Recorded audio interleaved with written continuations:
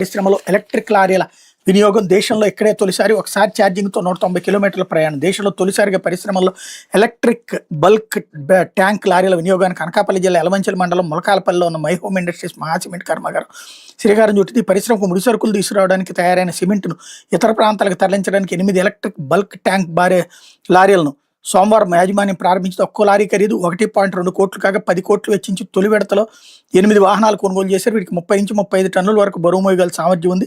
గంటలోనే పూర్తి స్థాయి ఛార్జింగ్ అయ్యే ఎలక్ట్రిక్ లారీలు ఒకసారి పూర్తి స్థాయి ఛార్జింగ్తో 190 కిలోమీటర్ల వరకు ప్రయాణిస్తే వీటి కోసం ఈ కర్మాగారం ప్రాంగణంలో 2 ఛార్జింగ్ స్టేషన్లు ఏర్పాటు చేశారు.